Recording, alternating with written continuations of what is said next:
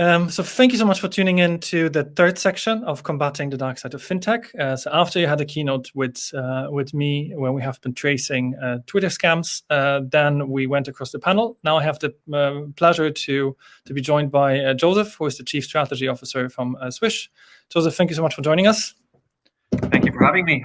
Pleasure. Usually there will be a reaction button with like celebration, but I think it's not available yet in this software.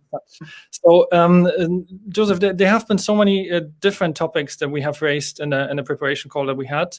It is the most interesting for our viewers, of course, to understand first who you are.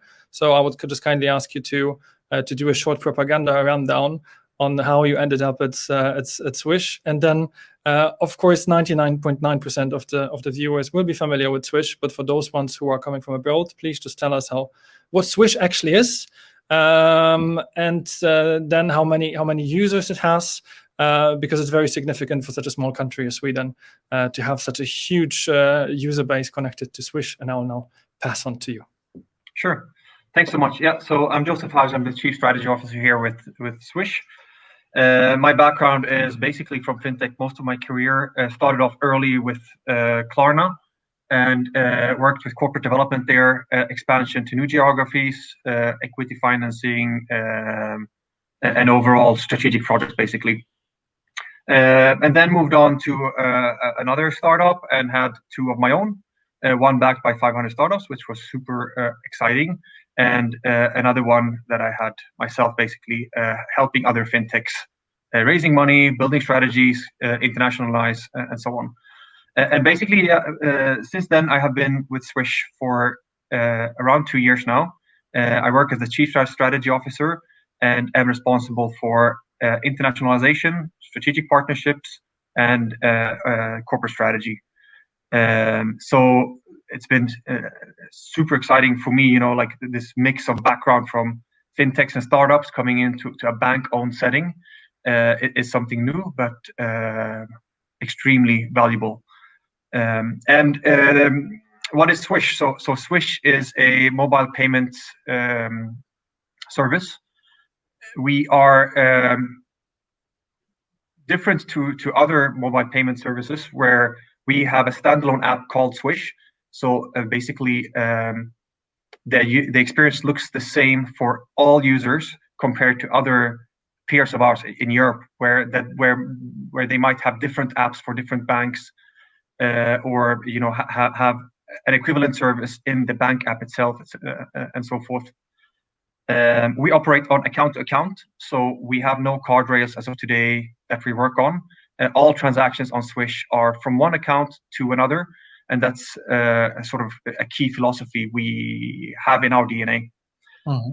And then I think also important to highlight is we are bank owned, so we are owned by the 6 largest banks in Sweden and have been since inception. Now we have an additional 6 banks participating in the scheme, so 12 banks, and a 13th bank coming in, the 13th being Klarna later this year. In terms of product offering, just quickly, we do P2P, so peer-to-peer transactions. We do C2B, which is a user buying something with a merchant. And now, since quite recently, we have launched or have still in pilot B2C, which is payouts or disbursements, which has been a quite successful product for us so far. Today, 7.5 million Swedes use Swish. That is 94% of the population between 18 to 65. And in the ages 65 to 85, 58% of Swedes use the service. So even in these all elder, not as digitally native part of the population, we have gained significant traction and a sound user base. Mm.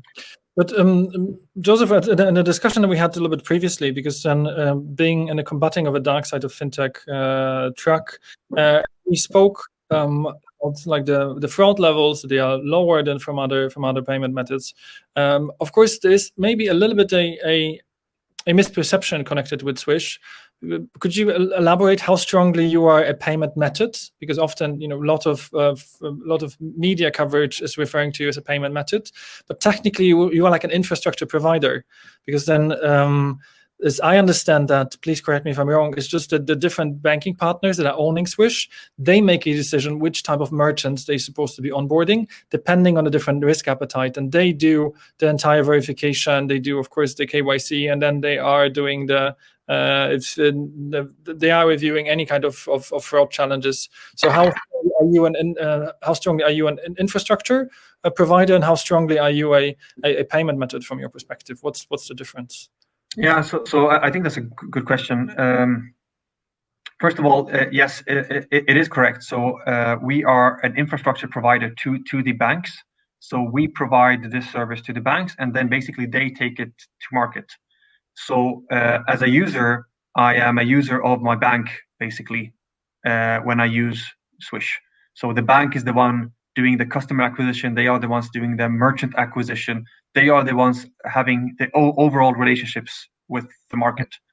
And I think that's an integral part of our success as well, actually, is this setup, especially on the consumer side.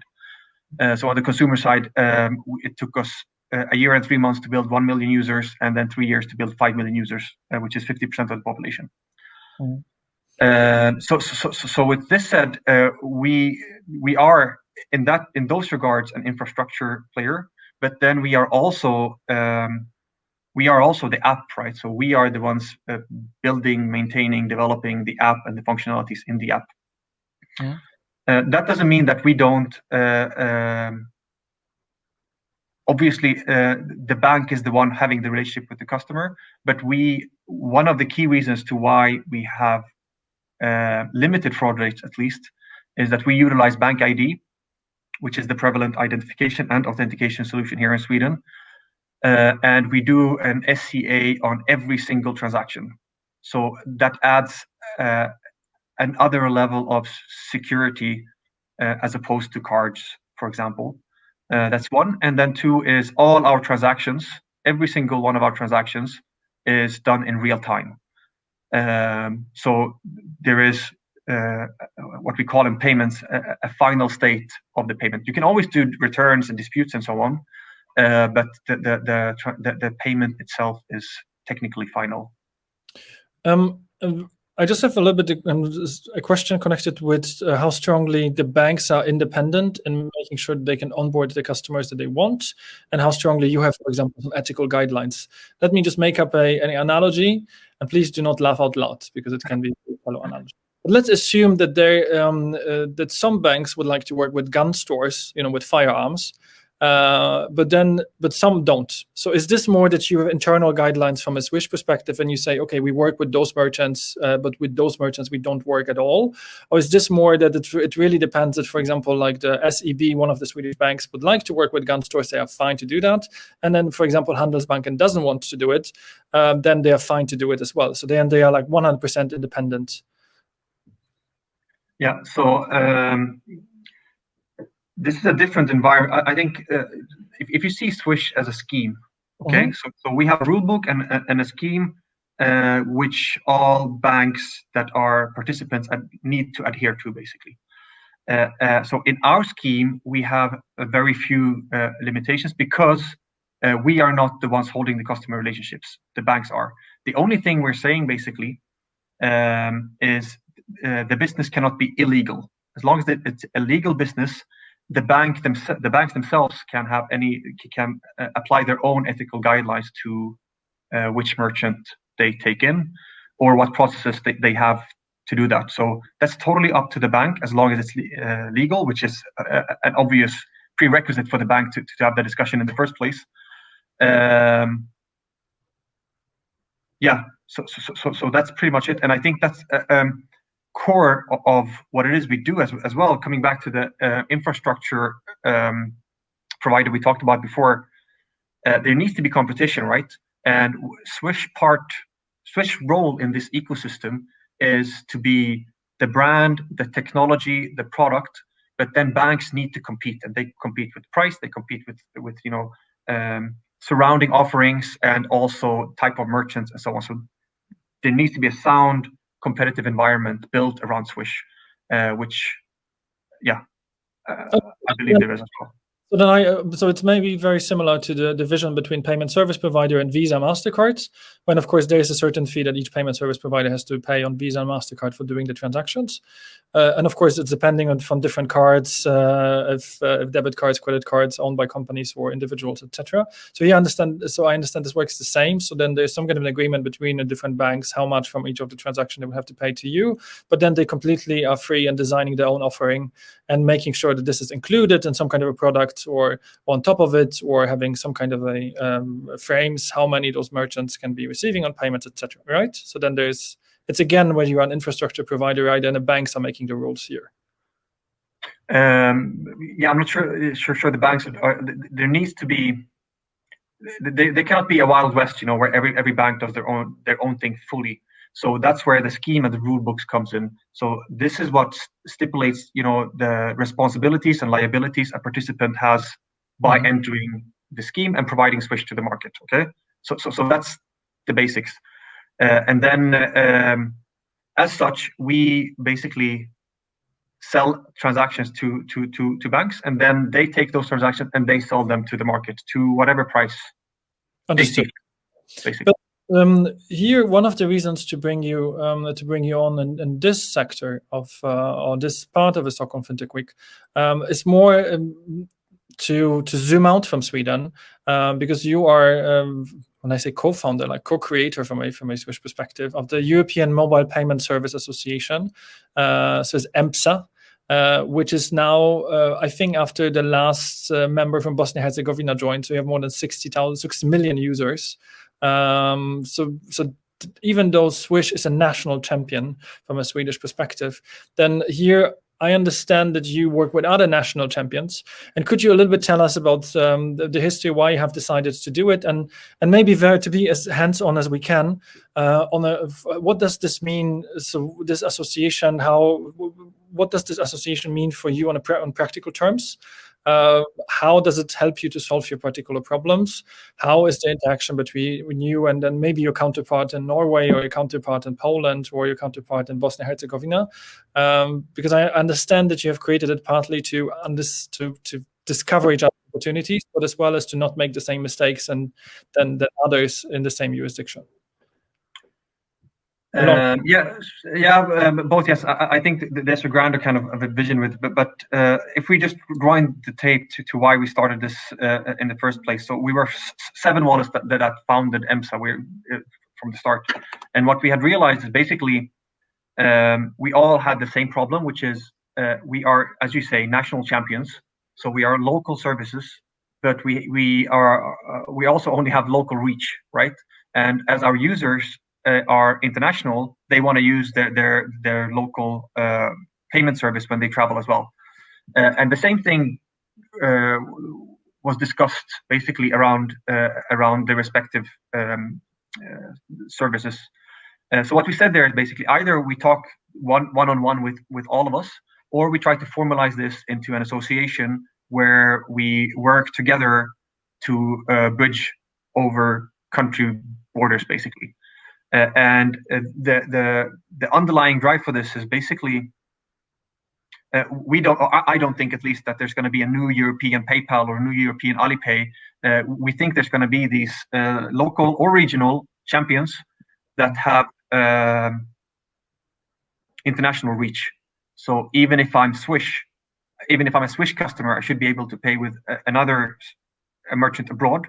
And even if I'm a Swish merchant, I should be able to accept payments from a Dane or a Norwegian or a Swiss or whatever country he or she might be from. So interoperability is one key aspect of what we are working on. But the overall purpose is to, in general, just foster mobile payments across Europe. So there's a number of ways we can do this. One is the one that you're talking about, is to network, learn from each other, bring up a couple of use cases. Payouts with Swish is one example, and just share experiences, network, and understand mobile wallets from a grander context than just your local market. That's one. The other one is coming together as one voice to some extent. So instead of Swish having 7.5 million users, we have 60 million users. And if we can use that as a force, basically, when we try to build standards or influence regulators or whatever, that's also something we can do stronger as a collective than as individuals. But here I would have, I think, 1 million different follow-up questions. I'll try two, as we're a little bit time sensitive. But Joseph, from a practical perspective, let's assume that you are now working on Swish payouts. Of course, for the viewers, in case you could give us any kind of a feeling when those Swish payouts will be available, this would be lovely. In case you can't answer, that's good as well. But when it comes to Swish payouts, and then you can reach out to one of your other counterparts, the Norwegian counterpart, or the, let's say, the counterpart in Bosnia Herzegovina. But are you doing it in some kind of a structured way? So you have like a working group on payouts, or committee on payouts, or is it more that you know each other, so it's interpersonal trust, and you just reach out to each other via SMS? Now, clearly not WhatsApp, but potentially Signal, and then you specify, hey, this is what I'm thinking. How have you been resolving it? So, what can you do within the legal framework? Yeah, so we do have a couple of working groups, but those are working groups where we try to focus and we be very, very practical on how to build technical standards for interoperability. And in phase 1, we are looking for P2M, so a user buying something in a physical store. That's step 1. And for that scope, we have a working group, or a couple actually, but the main one now is technical. For the type of experience sharing that you're mentioning, that's more bilateral, basically. We have gotten to know each other quite well and reach out whenever we need. But when it becomes formalized, it's also important that in the technical working groups, for example, and in EMSA in general, you need to come under audit is the wrong word, but we do have competition lawyers surveilling these meetings and so on. So that's super important not to thread over those boundaries. So because we're all doing the same thing in different geographies, and obviously that's something we're super careful about. Could you give us an example on like a practical discovery that you made? So let's assume that you wanted to implement a product A, but then you reached out to your colleague, and then you realized the product A doesn't make any kind of sense, and then you somehow tweaked the product to go somewhere else, and then this is like a tangible outcome for you from a strategy perspective. Of course, you don't have to say whom and what you have developed. Yeah, but that's fine. What example should I give you? The viewers. It's not about me. Like no. Yeah, no, I understand. I wouldn't say that within this time frame that we have been operational, which is a year and a half, that we have significantly changed our roadmap because of the discussions that we have had. That couldn't be true. But what we have seen is a lot of the products and services that are in our roadmap have been also developed by peers of ours abroad. So Mobile Pay just released one product. Then obviously we see that because we have them on LinkedIn, we talk to them, we follow them in our flows, and that gives us, I would say, more of a push and drive and kick up the back to run a bit faster and do things a little better. Not because we are necessarily, competitors, but more because I think all of us wants to do as good as possible and be the best in this space. So to answer your question, I think it's more inspirational and educational rather than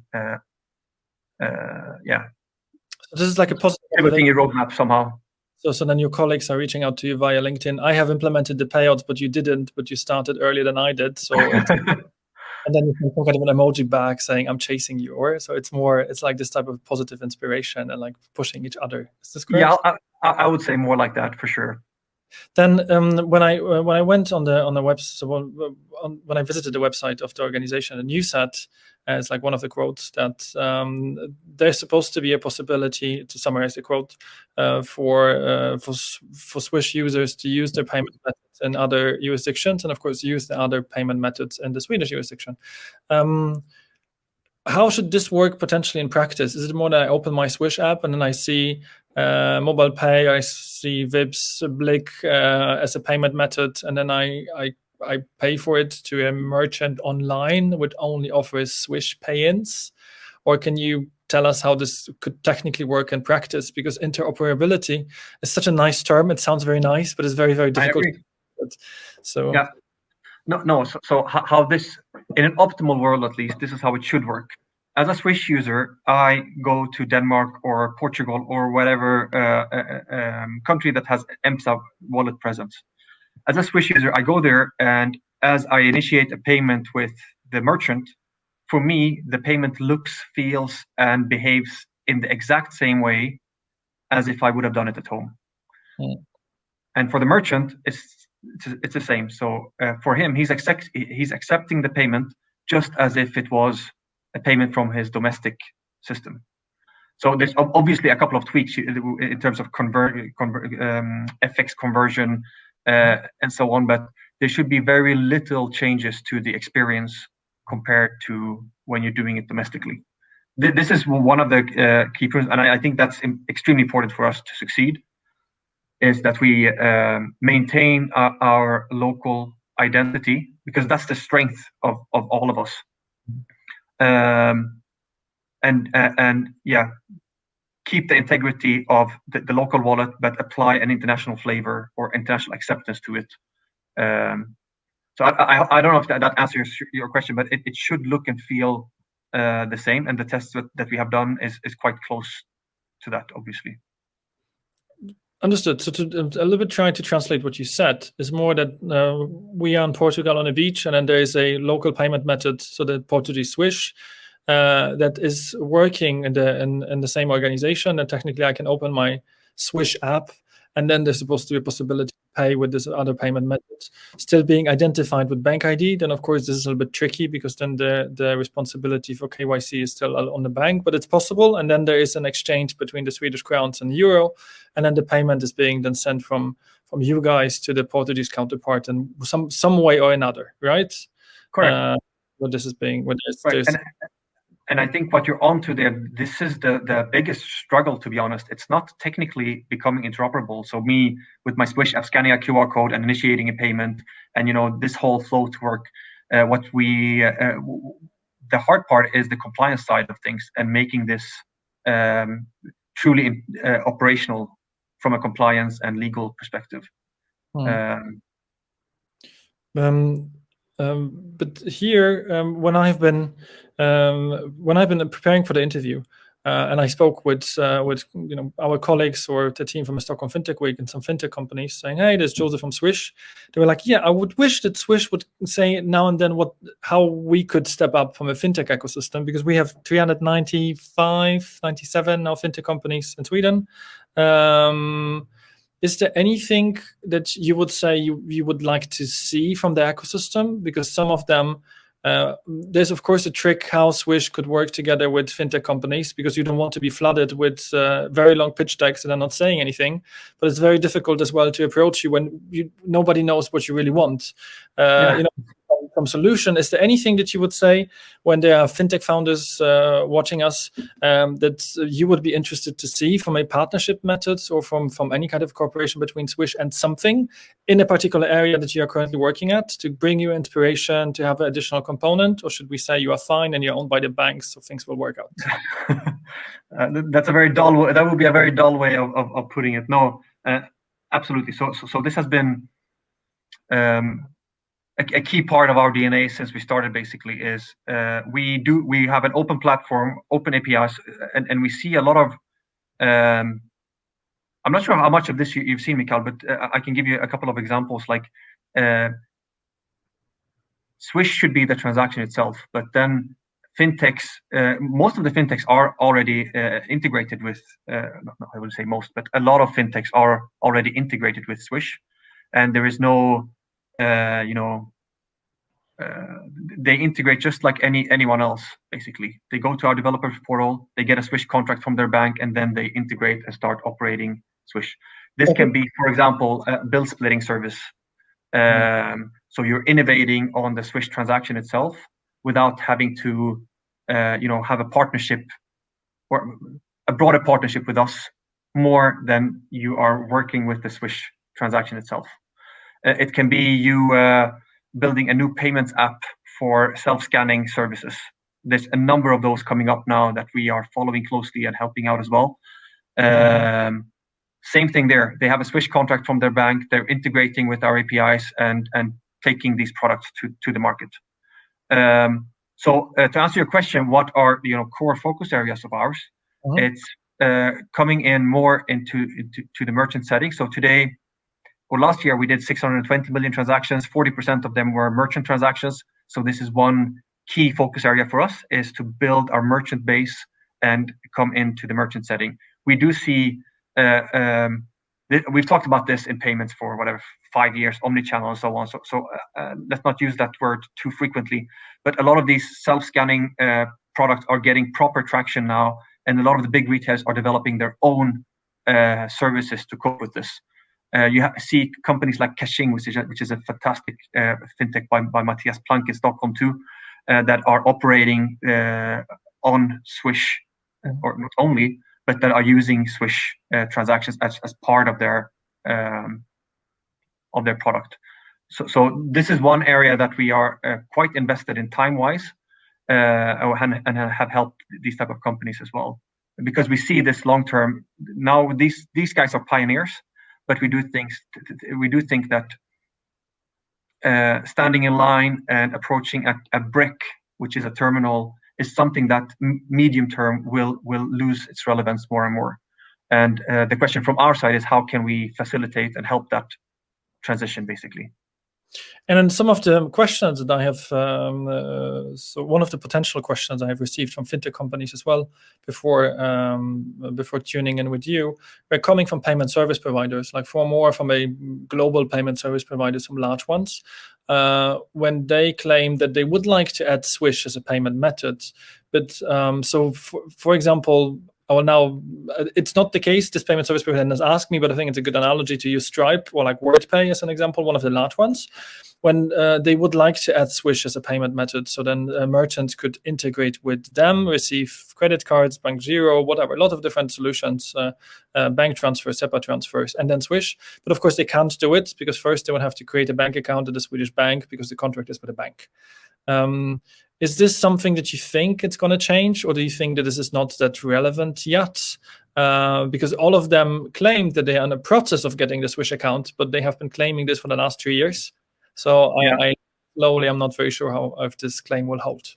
Yeah, no. So coming back to what I mentioned before, as of today, the Swedish banks and the participants into the Swish scheme are the ones that have contractual relationships with the market.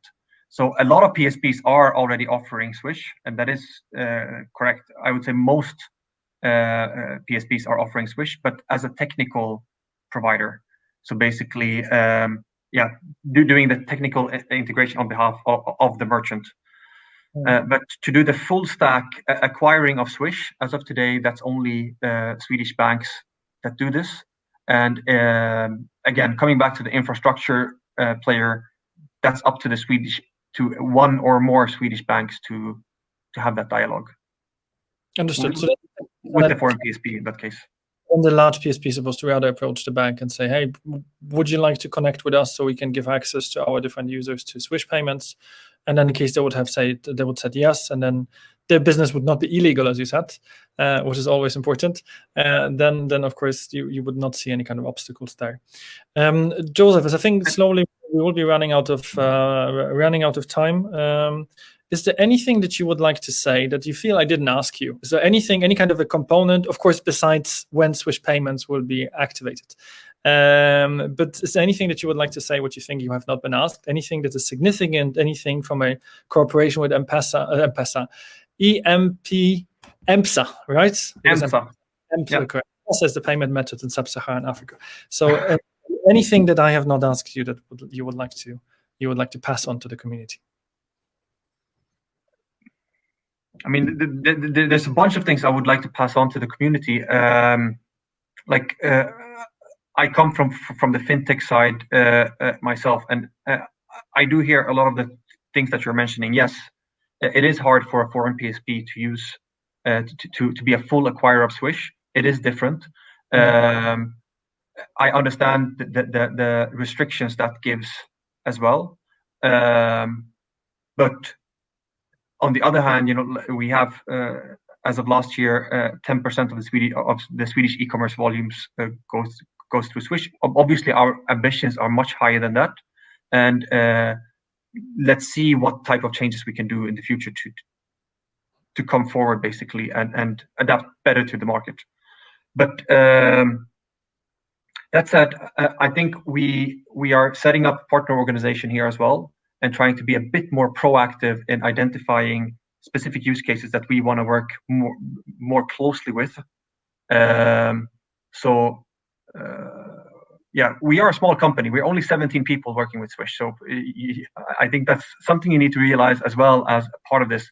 To some extent, we're also just a startup doing everything in our power and working extremely hard to make this grow even more than it has. But yeah, feel free to reach out. We're totally open. So I think just to close up, it has to be very interesting as you have former Klarna employee, and then Klarna and Swish are active both in the e-commerce space. But then suddenly, when Klarna became a bank and Klarna is applying to be able to issue the Swish, I would call them certificates, or be able to provide Swish to their users. So it's an unusual move that potentially you have not anticipated while leaving Klarna, while joining Swish, and suddenly those companies will unite as well in an e-commerce space. Yeah, but I mean, it's a good product fit, right? Swish is today, at least, the most preferred payment option with Swedes between the ages of 18 to 44 or 45, I believe. And with Klarna checkout, it makes total sense to have a real-time account payment option, at least, in there. So the product fit makes sense. I think we don't always have to be competitors in a checkout. It's just different. Some people, in some cases, want to have the goods before they pay for them, and in other cases, you just want to pay for them, and it's up to the user to decide at the end of the day. And yeah, so we are not done yet, but hopefully this year we will be able to come out. So 17 individuals working with what did we say? 622 million transactions, right? So yes. you might be a little bit busy. I can imagine. And running the European organization, co-running, working with your counterparts, as well as working in the regulatory framework perspective and seeing what they are doing. So I will not keep you here any longer. So Joseph, thank you so much on behalf of the Stockholm FinTech Week team, as well as the viewers that we have. I know how busy you have been, because this has been not very easy to schedule this slot. It's either this slot or none. So this has been brilliant. So thank you so much. And then I think for those of you who are watching us, in case you would like to reach out and get in touch with Joseph, he's not hiding, so you can find him on LinkedIn and reach out. This is how we have done that, and it clearly worked. So Joseph, thank you so much. Thank you so much, Mikael. Appreciate it.